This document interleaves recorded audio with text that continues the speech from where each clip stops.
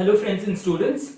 Now this is a very important problem which keeps appearing in most of the entrance examinations, maybe JEE or the common entrance test or GATE, where you're actually asked to find the equivalent resistance across the diagonals of a cube. So here we actually need to find the resistance across these two, A and B, which are along the two diagonal ends of a cube. Now how do we find the equivalent resistance? So there are many ways of finding the equivalent resistance, and one of the easy method to find the equivalent resistance is like this. Now let us assume that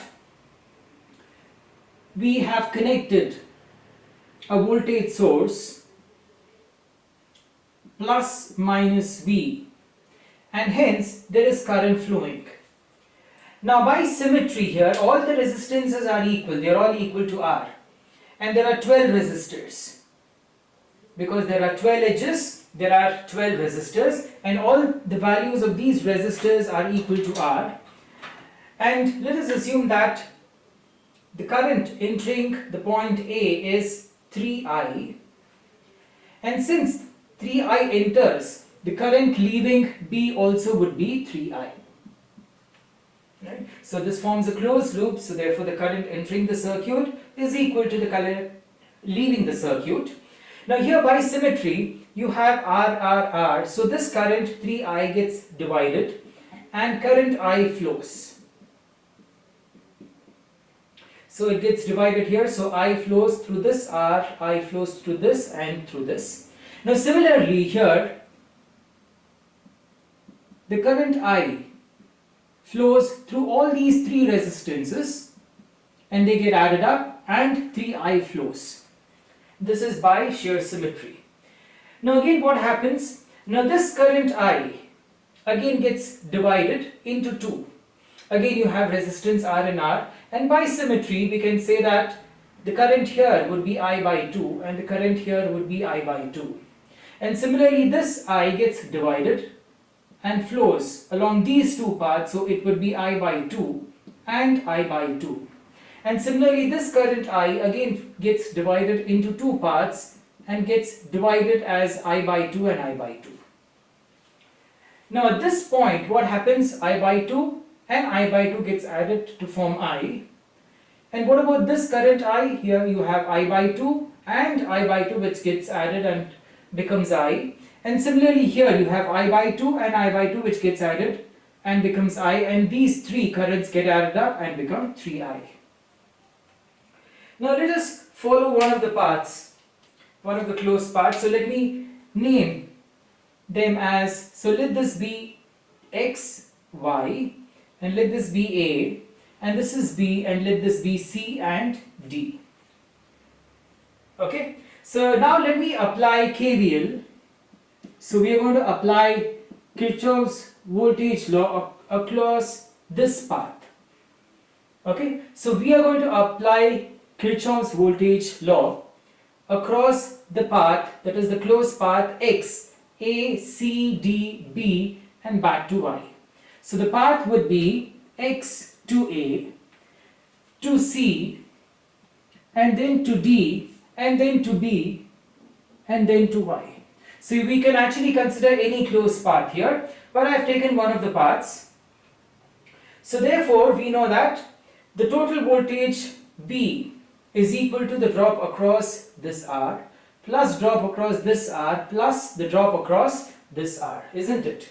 So therefore we know that the total voltage V is equal to the drop across this resistance R. What is the voltage across the resistance R here? It's going to be I into R plus, so here it's going to be I by 2 into R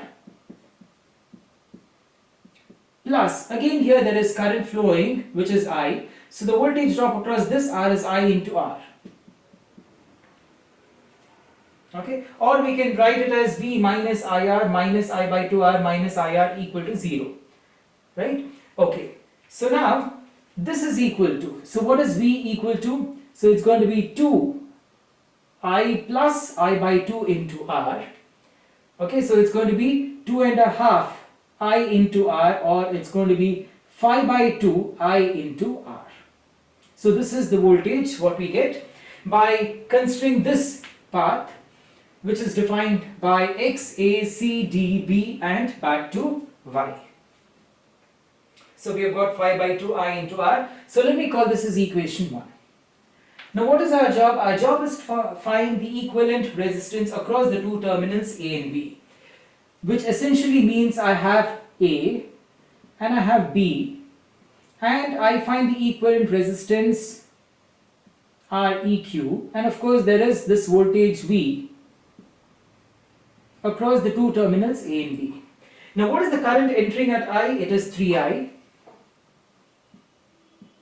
And what is the voltage? The voltage V by Ohm's law is current into resistance. The current is 3I into the resistance is the equivalent resistance Req, which is 2. Now if I consider equations 1 and 2, the LHS is equal, so let me equate the RHS. So we have phi by 2I into R equals 3I into Req, I gets cancelled. So I have the equivalent resistance is nothing but phi by 6R, ohms of course. So this is a very standard problem. If all the resistances are equal to R, the equivalent resistance is just phi by 6 into R, and this is the result which you can remember. So usually it comes as a multiple choice question. You may have 4 options and one of the options would be phi by 6R. Or if all the resistors are equal to 1, then it just becomes phi by 6 ohms. Or if all the resistors are equal to 2, then it's going to be phi by 6 into 2, or whatever may be the resistance value. If all the resistors are equal, we can use this general formula.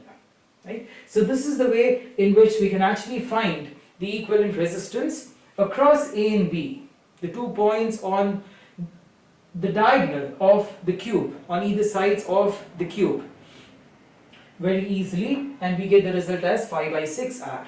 So do not forget to like, share and subscribe, and press the bell icon to get notifications of further uploads, and to watch all the videos on network analysis, click on the I icon or go through the playlist network analysis. You'll find all the videos there, and thanks for watching.